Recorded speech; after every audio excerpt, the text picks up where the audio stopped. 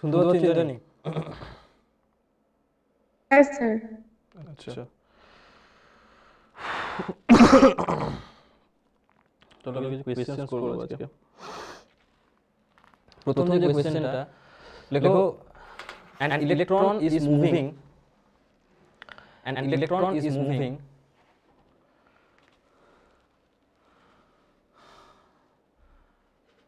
on an orbit of radius small r. An electron is moving on an orbit of radius small r. লিখেছো? Sir. Find out the magnetic field induced.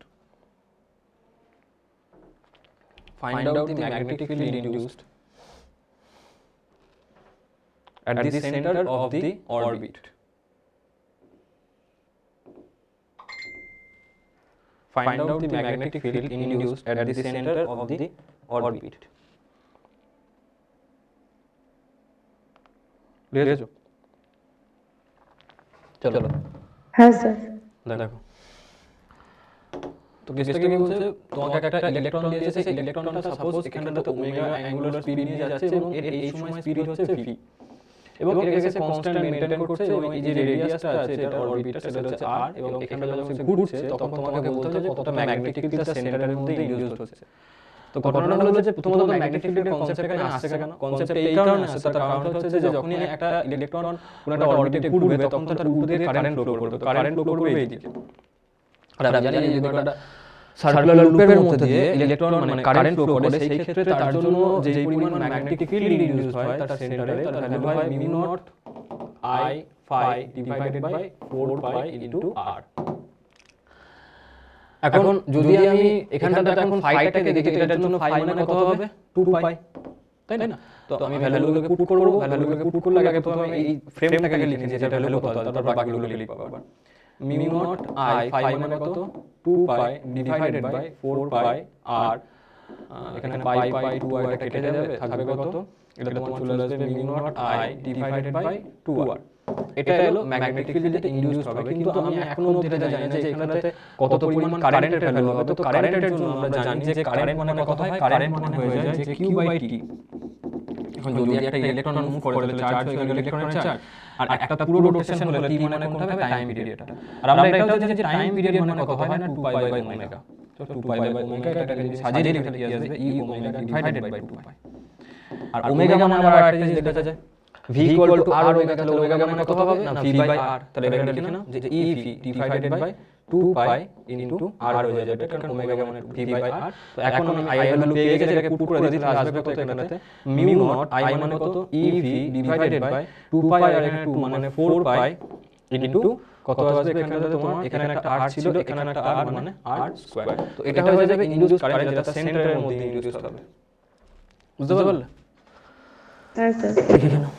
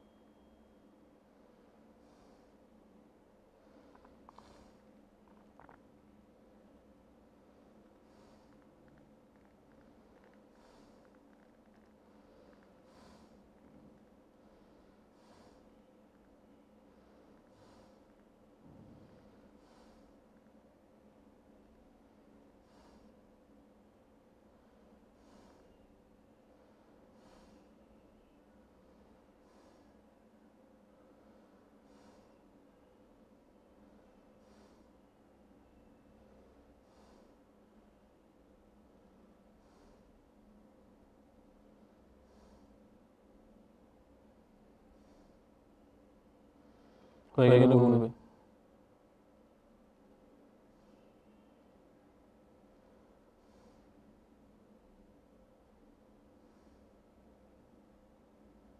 হ্যাঁ sir হয়ে গেছে।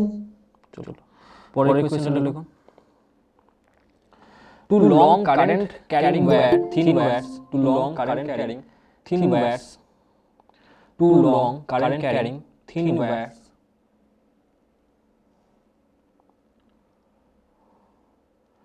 full stop, both with current I, both with current I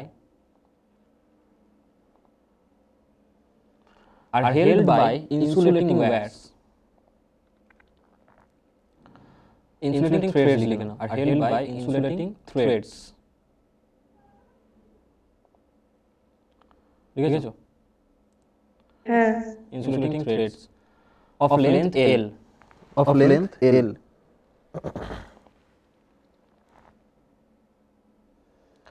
and are in equilibrium as shown in the figure, and are in equilibrium as shown in the figure.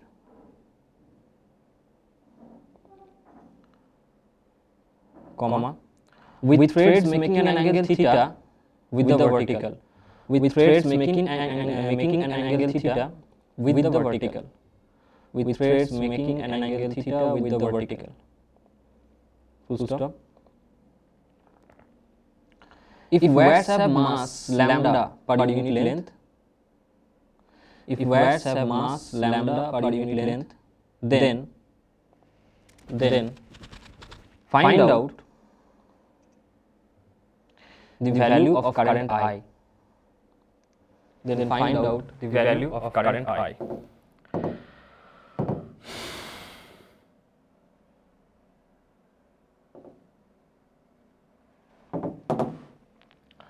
এই একটা wire আছে, এই একটা wire আছে, এই ওয়্যারগুলো কিরকম কন্ডিশনে রাখা আছে এরকম ভাবে, মানে বোর্ড থেকে আর কি তোমার ওয়্যারটা বেরিয়ে এসেছে এরকম ভাবে দুটো ওয়্যার আছে, যাদের মধ্যে দিয়ে এখানেও কারেন্ট যাচ্ছে I, এখানেও কারেন্ট যাচ্ছে I। তুমি কি করলে এই ওয়্যারগুলোকে একটা জায়গাতে একটা ইনসুলেটিং থ্রেড দিয়ে তুমি জয়েন করে রেখে দিয়েছো। ইনসুলেটিং থ্রেড মানে কি, যে এই যে থ্রেড দুটো আছে এদের মধ্যে দিয়ে কোনো কারেন্ট ফ্লো হচ্ছে না, এরা জাস্ট এই দুটো ওয়্যারকে এখানে তোমার ধরে রেখে আছে এই জায়গাটাতে, বুঝতে পারলে? এই হলো সিচুয়েশনটা। এখন এদের মধ্যে যে সেপারেশনটা, ধরো এটা হচ্ছে সেম সেপারেশন দেওয়া আছে, এটা হচ্ছে x এবং এটা হচ্ছে x তোমাকে বলা আছে। তো তোমাকে বার করতে হবে যে এদের মধ্যে দিয়ে কত পরিমাণ কারেন্ট ফ্লো করছে, এবং আরেকটা জিনিস আমাকে বলা আছে এখানে, সেটা হলো যে এই যে ওয়্যারগুলো, এই যে থ্রেডগুলো এটা ভার্টিক্যালের সঙ্গে থিটা অ্যাঙ্গেল ক্রিয়েট করে আছে এখানটাতে, বুঝতে পারলে? এই হলো সিনটা। এখন যদি এদের মধ্যে I পরিমাণ কারেন্ট যায়, তো সেই ক্ষেত্রে আমরা জানি যে প্রথমত এর যদি মাস পার ইউনিট লেন্থ ল্যামডা হয়, তাহলে নিচের দিকে একটা ওয়েট কাজ করবে, এবং সেই ওয়েটটা কত হবে না, ল্যামডা ইনটু জি, মানে ওয়েট পার ইউনিট লেন্থ। এখানে কাজ করবে কত, ল্যামডা ইনটু জি। এবার কি হলো, যদি এটা হয় এখানে একটা টেনশন কাজ করবে টি, তার দুটো কম্পোনেন্ট হবে, একটা কম্পোনেন্ট হবে এখানে এটা থিটা, মানে এটা হবে থিটা, এটা কত হবে টি cos থিটা, আর সেই ক্ষেত্রে এটা কত হয়ে যাবে, এটা হয়ে যাবে টি sin থিটা। এখন এদের মধ্যে যে ফোর্স কাজ করবে, সেই ফোর্সটা কি রকম হবে? ধরো আমি বললাম যে সেম ডিরেকশনে কারেন্ট ফ্লো করলে, যদি সেম ডিরেকশনে কারেন্ট ফ্লো করে, তাহলে আমি জানি যে এটার জন্য এখানে ম্যাগনেটিক ফিল্ড কত হবে না, ভিতরের দিকে। তো যদি এটার জন্য ম্যাগনেটিক ফিল্ড ভিতরের দিকে হয়, এটাতে তাহলে এর উপর ফোর্স কত হবে না, IL + B এই দিকে। আবার এটার জন্য এই দিকে ম্যাগনেটিক ফিল্ড কত হবে, ডট বাইরের দিকে, তাই না? এখানে কত আসবে, ডট। তাহলে IL + B করলে ফোর্স এই দিকে, তাহলে সেই ক্ষেত্রে কি হবে, অ্যাট্রাকটিভ ফোর্স কাজ করতে শুরু করবে, এর জন্য এই দিকে, এর জন্য এই দিকে। অর্থাৎ দুইজনকে অ্যাট্রাক্ট করতে চালু করবে। এখন যদি উল্টো দিকে কাজ করে, তাহলে সেই ক্ষেত্রে রিপালসিভ ফোর্স হবে। এখন আমাকে বলছে যে এই সিস্টেমটাকে ব্যালেন্সে রাখতে হবে, সিস্টেমটাকে ব্যালেন্সে রাখতে চাই, তার মানে কি বলো, এদের মধ্যে অ্যাট্রাকটিভ ফোর্স দরকার নাকি রিপালসিভ ফোর্স দরকার? কোনটা করলে আমি এটাকে ব্যালেন্সে রাখতে পারবো, x এর অ্যালং ম্যাগনেটিক ফোর্সটা যদি এই দিকে আসে, মানে অ্যাট্রাকশন করে নাকি রিপালশন করে, কোনটা করলে আমি x এর অ্যালং ফোর্সটাকে ব্যালেন্স করতে পারবো? কোন দিকে ফোর্স করলে বলো? রিপালশন করলে। অ্যাট্রাকশন না, রিপালশন। কারণ তুমি দেখো অলরেডি টি cos থিটা কম্পোনেন্ট এখানে কাজ করছে, যদি এখানে তুমি আবার অ্যাট্রাকশন দাও, তাহলে তো না যদি অ্যাট্রাকশন তুমি দাও, কোনটা বলবে, তুমি রিপালশন না অ্যাট্রাকশন, কোনটা বললে? রিপালশন বললে। হ্যাঁ, রিপালশন করলে। রিপালশন করতে হবে, কারণ যদি অ্যাট্রাকশন করে তাহলে অলরেডি একটা ফোর্স আছে, আবার একটা ফোর্স এদিকে কাজ করবে, তাহলে সেটা ব্যালেন্স করতে পারবে না, তখন উল্টো দিকে ফোর্স দিতে হবে। এখন কোয়েশ্চেনটা এটা যেই মেন্সে কোয়েশ্চেনটা জিজ্ঞেস করেছিল, কোয়েশ্চেনটাতে কোথাও কিন্তু বলা নেই যে সেম ডিরেকশনে কারেন্ট যাচ্ছে কি উল্টো ডিরেকশনে। এই ডিরেকশনটা তোমাকে তোমার কমন সেন্স দিয়ে অ্যাপ্লাই করে বার করতে হবে, যে যদি আমি এই দিকে ফোর্স দিই তাহলে কিন্তু সেটা কোনোভাবেই ইকুইলিব্রিয়াম মেইনটেইন করতে পারবে না, আমাকে উল্টো দিকে ফোর্স দিতে হবে, মানে রিপালশন করতে হবে, অর্থাৎ কারেন্টকে উল্টো দিকে ফ্লো করাতে হবে। মানে যদি একটা দিকে কারেন্ট বাইরের দিকে আসে, অন্য দিকে কারেন্ট ভিতরের দিকে যেতে হবে, এটা হলো কেসটা। তো তাহলে আমি বলতে পারি যে এদের মধ্যে এই যে কাজ করবে কোনটা না, magnetic force.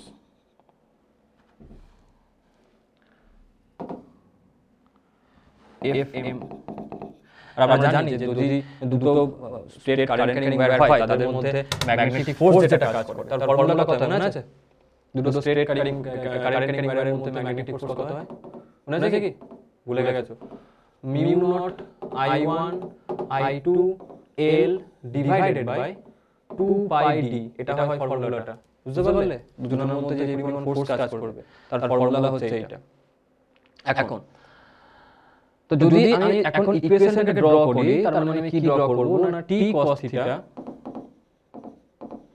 That is equal to কত হবে, ল্যামডা ইনটু জি। এটা কাজ করো, ল্যামডা ইনটু জি না করে এটাকে মাস পার ইউনিট লেন্থে ল্যামডা নাও, অসুবিধা নেই, ল্যামডা ইনটু জি রাখো, এক নাম্বার। আর দুই নাম্বার হচ্ছে যে আমি sin থিটা দিয়ে দিলি, তাহলে আমি লিখব যে t sin θ and that is equal to কত হয়ে যাবে না, এই ফোর্সটা ম্যাগনেটিক ফোর্সটা mu not I1 I2 L divided by 2 pi into d।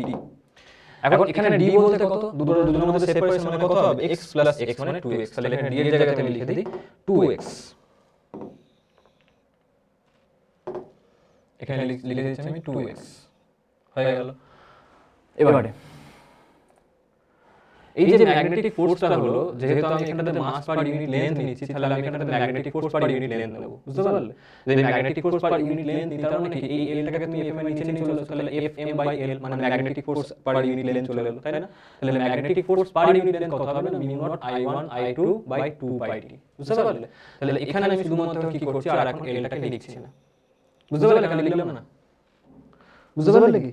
কারণ ওখানে আমি ওয়েট পার ইউনিট লেন্থ নিয়েছি, তো এখানে আমি কি নিয়েছি, ফোর্স পার ইউনিট লেন্থ। এবারে আমার কাজ হয়ে গেছে, আমি জাস্ট এটা করব যে 2/1 করে দেব। যদি আমি 2/1 করি তাহলে আসবে কত, t আর t কেটে যাবে, sin বাই cos মানে আসবে tan θ, তাহলে চলে আসবে কত, tan θ ইকুয়াল টু এখানে কত আসছে মিউ নট। আচ্ছা I1 I2 দুজনের ক্ষেত্রে সেম ভ্যালু, তাহলে I1 I2 দুজনের ক্ষেত্রে সেম ভ্যালু হয়, তাহলে আমি লিখতে পারি এখানটাতে I square divided by 2 into 2 4 pi. এবার আসছে x টা, আমাকে দেখো বলেছে যে এই যে লেন্থটা, এই লেন্থ হচ্ছে l, থ্রেডটার লেন্থ আমাকে বলা আছে l। যদি থ্রেডটার লেন্থ l হয় তাহলে আমি এটা বলতে পারি যে পারপেন্ডিকুলার বাই হাইপোটেনিয়াস, এর মানে কত হচ্ছে sin θ, মানে x বাই l এর মানে হচ্ছে sin θ। তাহলে x সমান কত হবে, l sin θ, ঠিক না বলো? হবে তো, x মানে l sin θ। তো যদি পুট করে দাও এখানটাতে x এর জায়গাতে l ইনটু sin θ। এবারে আমাকে বার করতে হবে i এর ভ্যালু, তো আমি i টা ইজিলি বার করতে পারবো, আমার কাছে ইকুয়েশন চলে এসেছে। তাহলে i সমান কত হয়ে যাবে, i সমান হয়ে যাবে 4 পাই l tan θ। tan θ মানে কি, tan θ মানে তোমার sin θ divided by cos θ into এই যে sin θ টা cos মাল্টিপ্লাই হবে sin θ divided by mu nought, আর এটা পুরোটার রুট। তাহলে এখান থেকে আমি পাবো কত, sin square θ by cos θ sin square θ আমি লিখে দিতাম এখানটাতে। i সমান কত আসছে, root under 4 pi l into sin square θ divided by mu nought cos θ। তো sin স্কয়ার θ বাইরে এলে হয়ে যাবে sin θ, তাহলে sin θ root under 4 pi l divided by cos θ। আচ্ছা এখানে ল্যামডা ছিল কোথায়, ল্যামডাটা কোথায় গেল, ল্যামডাটা তো স্কিপ করে গেলাম লেখাটা। নিচে ল্যামডা আসার কথা, এই ল্যামডাটা 2 পাই, এখানে তো ল্যামডা থাকবে, সরি কারণ 2/1 করছি, ল্যামডা ইনটু জি থাকবে একটা এখানে, তাহলে ল্যামডা ইনটু জি থাকলে এখানে একটা ল্যামডা ইনটু জি থাকবে, ল্যামডা ইনটু জি, তাহলে এখানে আসবে তোমার ল্যামডা ইনটু জি, এখানে থাকবে তাই ল্যামডা ইনটু জি। হ্যাঁ, এটা হয়ে যাবে তোমার কাছে আই এর ভ্যালুটা। বুঝতে পারলে? বুঝেছো? হ্যাঁ স্যার। লিখে নাও। এটা যেই মেন্সে এসে গেছে কোয়েশ্চেনটা, রিসেন্টলি এসেছে কোয়েশ্চেনটা যেই মেন্সে।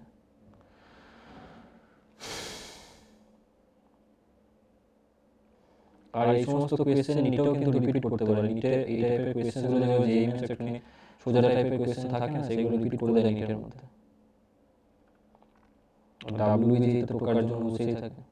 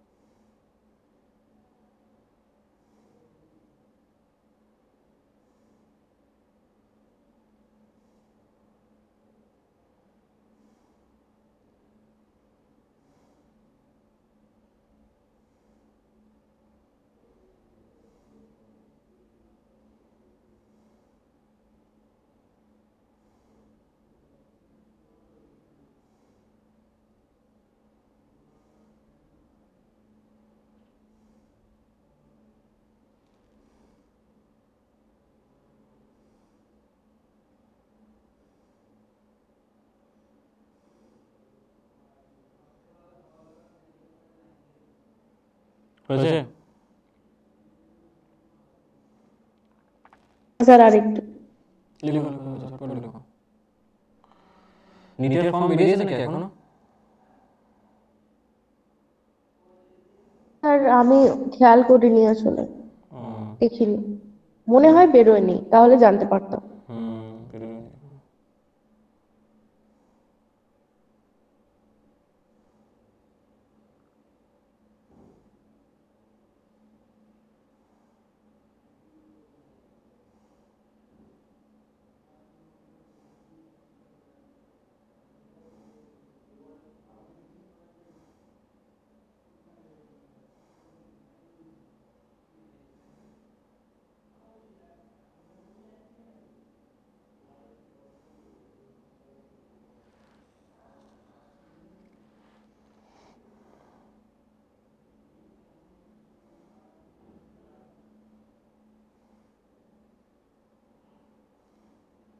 ঝটপট লিখো, ঝটপট লিখো।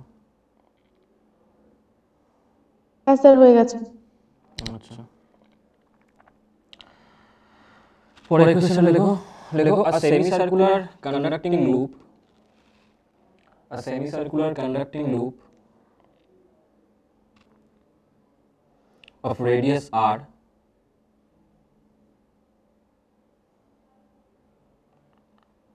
being in a plane of paper, being in a plane of paper, full stop,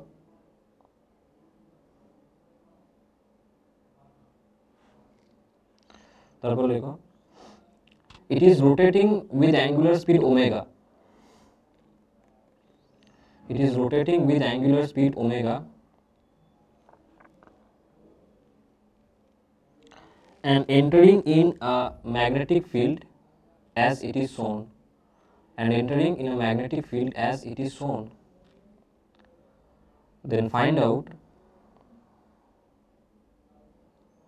the induced EMF and current, then find out the induced EMF and current in the loop,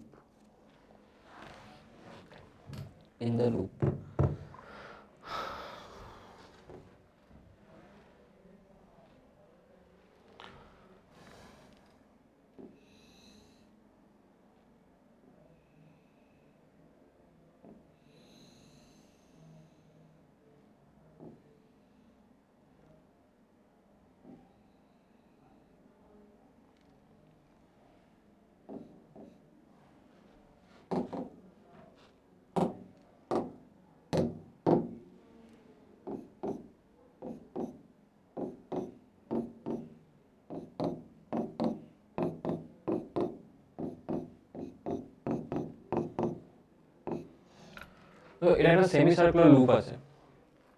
এই লুপটা এটা একটা ম্যাগনেটিক ফিল্ড দেওয়া আছে তোমাকে, magnetic field B. এই লুপটার radius তোমাকে বলা আছে, রেডিয়াসটা হচ্ছে আর। এবার এটা কি করছে, ওমেগা অ্যাঙ্গুলার স্পিড নিয়ে ঘুরছে। তো বুঝতে পারছো এর একটা পোর্শন বাইরে আছে, একটা পোর্শন ভিতরে। তো যখন এটা ঘুরবে তখন ঘুরতে ঘুরতে আস্তে আস্তে এরকম একটা কন্ডিশন আছে যখন এই পুরো লুপটা ভিতর দিকে ঢুকে যাবে, তারপর আবার এই পোর্শনটা এখান থেকে বেরোবে, তাই না? তো কেসটা হচ্ছে কি যে এই যে ম্যাগনেটিক ফিল্ডটা, সেই ম্যাগনেটিক ফিল্ডের মধ্যে প্রথমে লুপের এরিয়াটা বাড়ছে, তারপর আবার কমতে শুরু করছে, বাড়তে বাড়তে ম্যাক্সিমাম হয়ে যাবে, তারপর কমতে শুরু করবে, কারণ আবার তখন বেরোবে। তো এখানে ঘটনাটা কি ঘটছে, ঘটনাটা এটাই হচ্ছে যে ম্যাগনেটিক ফিল্ডের মধ্যে থাকা যে এরিয়াটা সেটার মধ্যে টাইমের সঙ্গে চেঞ্জ আছে। আর আমি জানি যে ম্যাগনেটিক ফ্লাক্স যেটা হয় তার ফর্মুলা হয় বি ডট এ, আর যেটাকে আমরা বলি যে B A cos theta.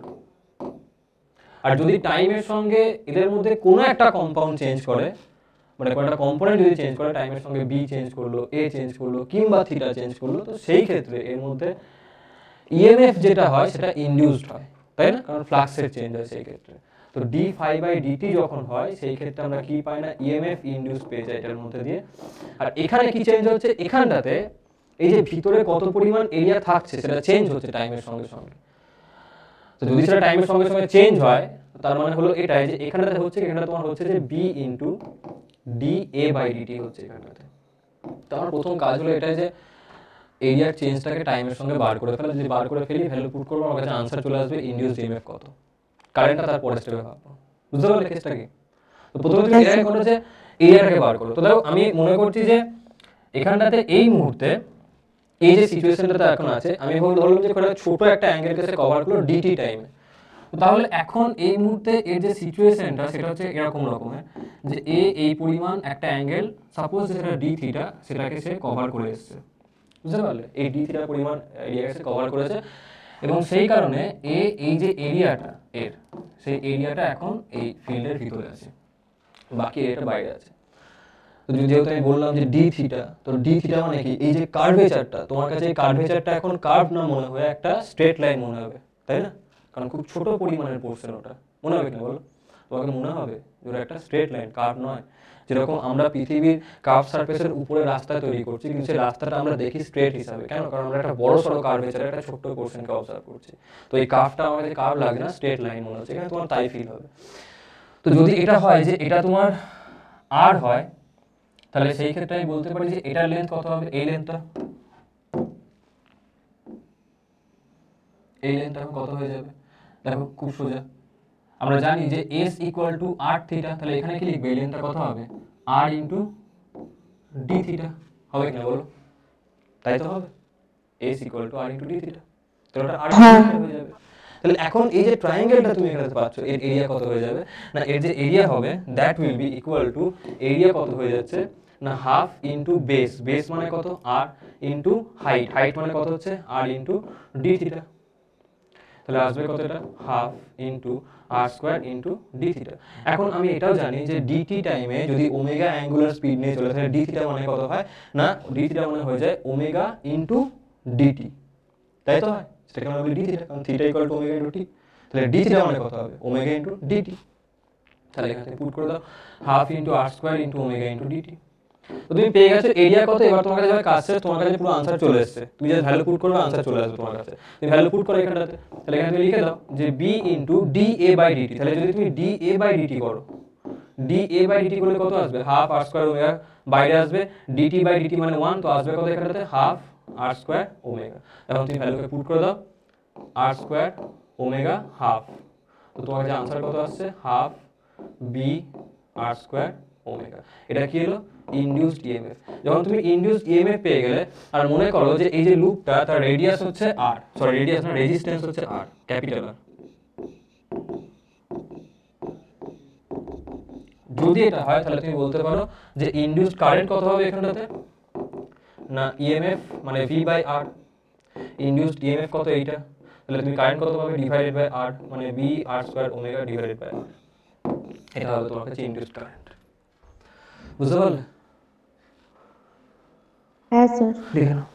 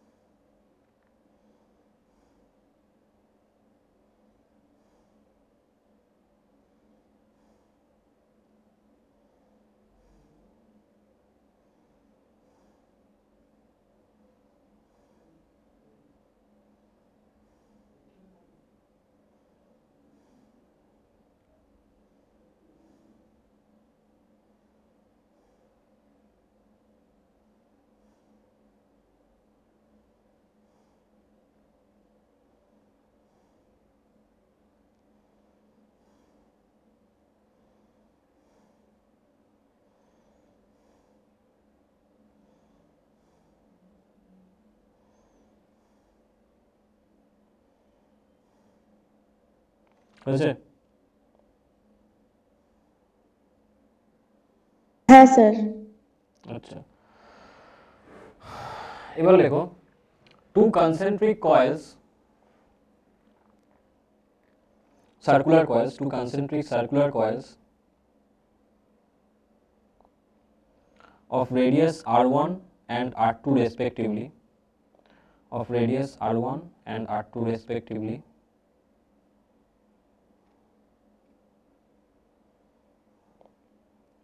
comma, current flowing through them is I1 and I2, current flowing through them is I1 and I2. Hello? Full stop. Then find out the mutual inductance,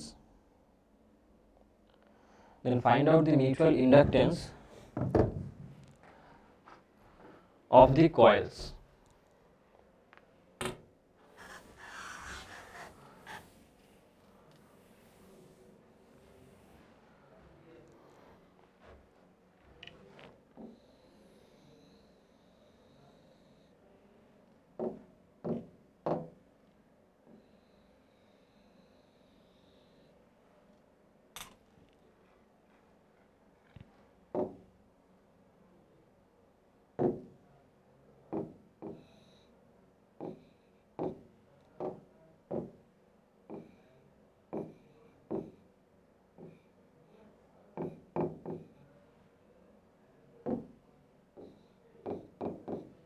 দেখো দুটো concentric coil আছে এখানটাতে, তাদের মধ্যে তোমাকে mutual inductance বার করতে বলছে। আমরা জানি যে মিউচুয়াল ইন্ডাকটেন্স যেটা হয় মানে ক্যাপিটাল এম যেটাকে আমরা বলি, আমরা জানি যে ফাই মানে কত হয়, ফাই মানে হচ্ছে মিউচুয়াল ইন্ডাকটেন্স ইনটু আই, এটাই তো হয়।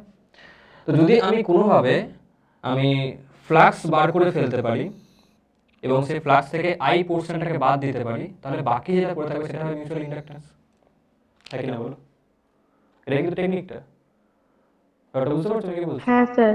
তো তুমি বাইরেটার জন্য একটা কাজ করো, ভিতরটার মধ্যে তুমি ফ্লাক্স বার করো। ফ্লাক্স মানে কি? তাহলে বাইরেটা যেই পরিমাণ ফিল্ড ক্রিয়েট করছে ভিতরটার উপরে, তুমি সেটাকে এই ভিতরের এরিয়া দিয়ে মাল্টিপ্লাই করো, তাহলে ভিতরের থ্রু তুমি ফ্লাক্স পেয়ে যাবে। কনসেপ্টটা বুঝতে পারছো? বাইরেরটা ফিল্ড ক্রিয়েট করলো, সেই ফিল্ডটা ভিতরের এরিয়া দিয়ে পাস করলো, তার জন্য ভিতরে ফ্লাক্স পেলে, সেই ফ্লাক্সটা থেকে আমি যদি জাস্ট আই যে পোর্শনটা পাবো সেই পোর্শনটাকে বাদ দিয়ে দেবো, সেটা পড়ে থাকবে মিউচুয়াল ইন্ডাকটেন্স। বুঝতে পারলে কি বললাম? এবার অ্যাপ্লাই করতে শুরু করো। দেখো কনসেপ্টটা কিন্তু এটা, এই ধরনের কোয়েশ্চেন্স গুলো যখন তুমি বইতে করবে তখন 5/i করে অনেক রকম ভাবে করা থাকে, কিন্তু ইজিয়েস্ট ওয়ে, যেটা টেকনিক্যাল ওয়ে, যেটা তুমি যদি সলভ করো সবথেকে ইজিয়েস্ট ওয়ে, এই কনসেপ্টটাকে মাথায় রাখো, যে কোনো স্ট্রাকচার দিক, যা খুশি কম্বিনেশন দিক, তুমি সবসময় এটাই করবে যে তোমার কাজ হবে ফ্লাক্স বার করা, বাইরের জন্য ভিতরে ফ্লাক্স বার করে ফেলো। ফ্লাক্স বার করে কার ওপর বার করছো? ভিতরটার ওপর। তাহলে ফ্লাক্স যখন তুমি বার করবে সেখানে এরিয়া কার নেবে? ভিতরটা। ম্যাগনেটিক ফিল্ডটাকে প্রডিউস করলো, বাইরেরটা। বুঝতে পারলে? তাই বলতে পারি এখানটাতে যে ভিতরটাকে বলছি আমি কোনটা? সেকেন্ড, বাইরেটা বলছি 1।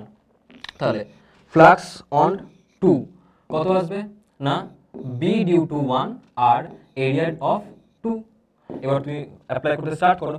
একের জন্য ফিল্ড কত হবে?